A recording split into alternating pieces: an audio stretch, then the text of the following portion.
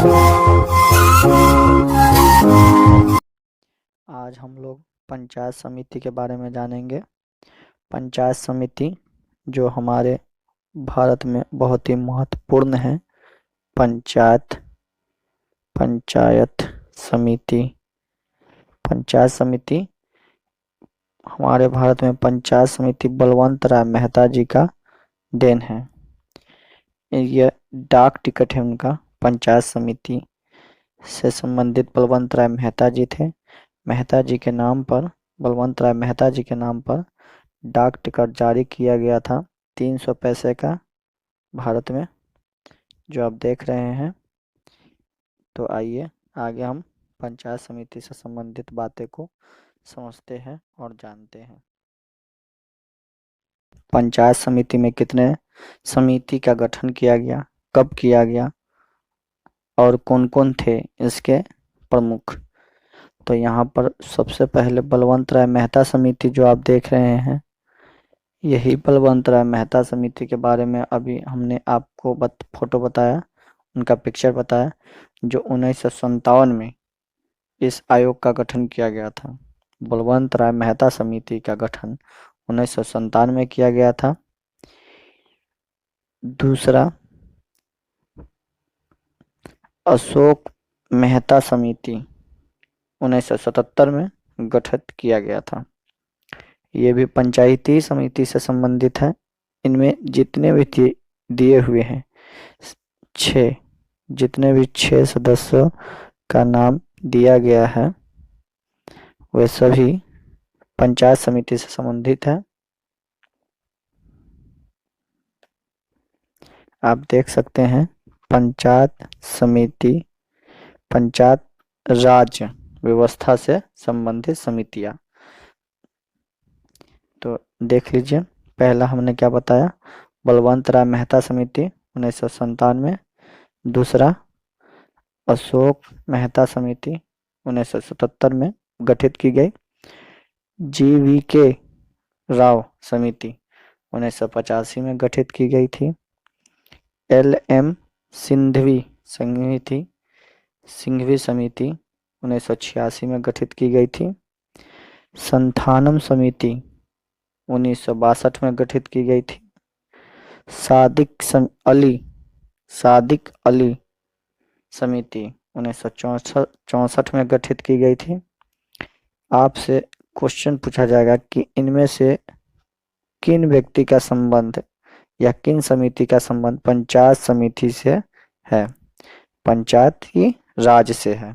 तो आप इन 6 जो दिए हुए उनको याद कर लीजिएगा और इनके वर्ष भी। इसमें सबसे महत्वपूर्ण ये बलवंत राय मेहता समिति है।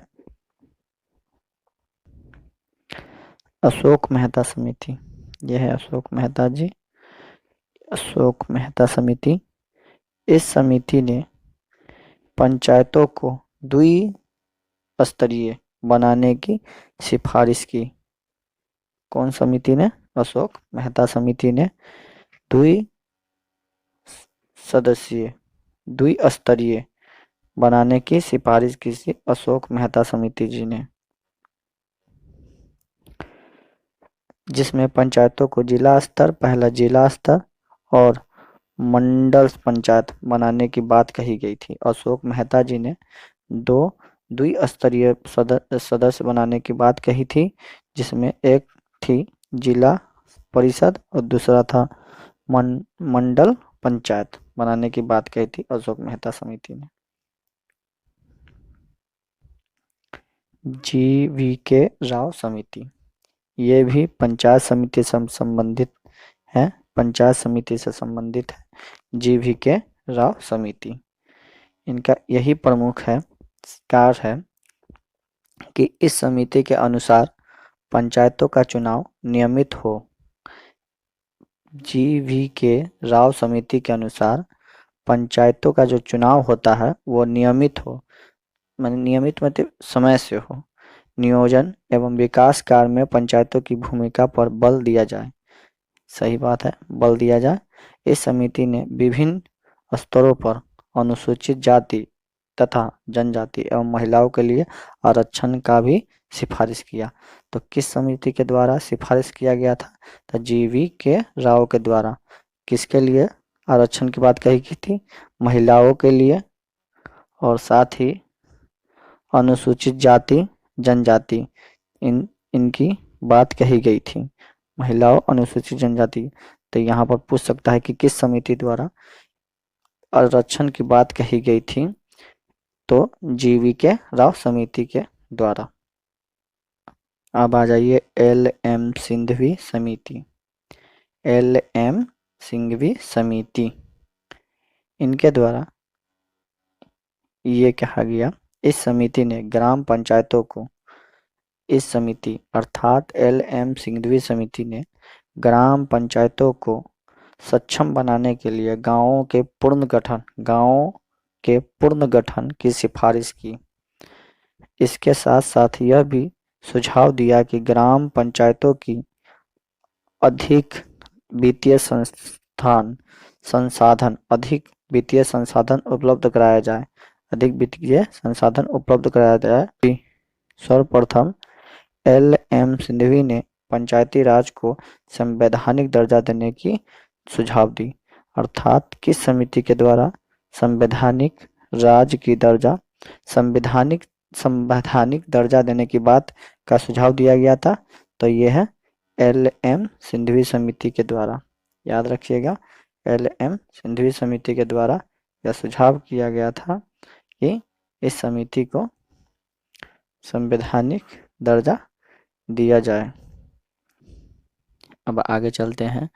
पंचायती राज संबंधी संवैधानिक व्यवस्था, अर्थात पंचायती राज में संवैधानिक जो व्यवस्था की गई है अनुच्छेद के तहत, वो दिया गया है। अनुच्छेद 243 में परिभाषा की बात की गई है। किसकी परिभाषा? तो पंचायती राज की भाषा, परिभाषा। इसमें अनुच्छेद 243 में पंचायती राज की परिभाषा की बात कही गई है। वहीं पर अनुच्छेद 243 ए में ग्राम सभा की बात की गई है। ग्राम सभा की बात की गई है। वहीं अनुच्छेद 243 बी में पंचायतों का गठन, पंचायतों का किस प्रकार से गठन किया जाएगा, इसकी चर्चा की गई है। अनुच्छेद 243 सी में पंचायतों की संरचना, पंचायतों की आकृति, संरचना, इसी के बारे में चर्चा की है। अनुच्छेद 243 सी, ये कि पंचायतों की संरचना की बात किस अनुच्छेद में कही गई है? तो है अनुच्छेद 243 सी के तहत। आगे आ जाइए अनुच्छेद 243 डी, स्थानों का आरक्षण। इसमें यह कहा गया है कि स्थान अर्थात पंचायतों में, पंचायती राज में इनके स्थानों की आरक्षण की बात कही गई है। अभी कुछ समय पहले बताया गया था आपको कि महिलाओं के लिए, जनजाति के लिए आरक्षण की बात कही गई है। अनुच्छेद 243 ई, पंचायतों की अवधि अर्थात पंचायतों की समय सीमा कितनी होगी, इसकी चर्चा की गई है अनुच्छेद 243 ई में। अर्थात 5 वर्ष इसकी समय अवधि है, आप सभी जानते हैं। अनुच्छेद 243 एफ, सदस्यता के लिए निहर्ताएं, अर्थात सदस्य के लिए क्या क्या निहर्ताएं हैं, इसकी चर्चा अनुच्छेद 243 एफ में की गई है। पंचायती राज में जो सदस्य बनेंगे, चुनेंगे जाएंगे, उसके लिए क्या क्या निहर्ताएं हैं, उसकी चर्चा की गई है।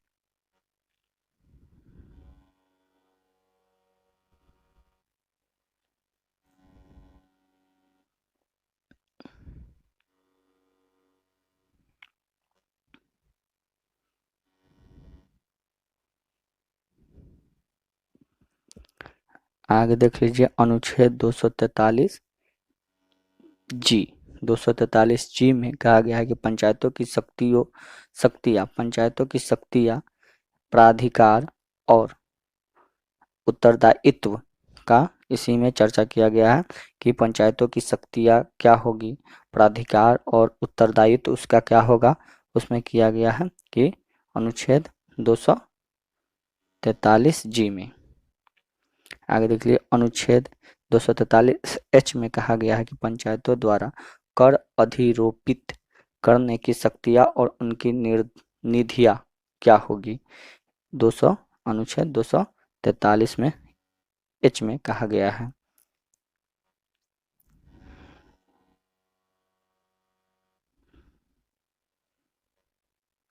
अनुच्छेद 243 आई में कहा गया है कि वित्तीय स्थिति के पूर्वावलोकन के लिए वित्त आयोग का गठन होगा।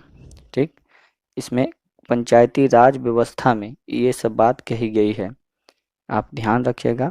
पंचायती राज व्यवस्था में कहा गया है 243 आई में कहा गया है कि वित्तीय स्थिति की पूर्वावलोकन के लिए वित्त आयोग का गठन होगा। ठीक, अर्थात अब आगे देख लीजिए अनुच्छेद 243 अनुच्छेद 243 जे के तहत कहा गया है कि पंचायतों के लेखाओं की संपरीक्षा होगी। अनुच्छेद 243 के पंचायतों के लिए निर्वाचन क्या क्या होगा, अनुच्छेद 243 के में कहा गया है। ये भी आप ध्यान रखिएगा कि पंचायतों के लिए निर्वाचन जो होगा वो अनुच्छेद 243 के तहत होता है। ठीक है, आगे देख लीजिए अनुच्छेद 243 एल में कहा गया है कि संघ राज्य क्षेत्रों को लागू होना अर्थात संघ राज्य क्षेत्र में भी पंचायती राज व्यवस्था लागू होगा। जो अनुच्छेद 243 एल में कहा गया है कि संघ राज्य क्षेत्रों को लागू होना, दोनों में लागू होगा, संघ में भी और राज्य में। जो संघ राज्य क्षेत्र है उसमें भी और नॉर्मल जो राज्य है उनमें भी यह पंचायती राज व्यवस्था लागू होगा।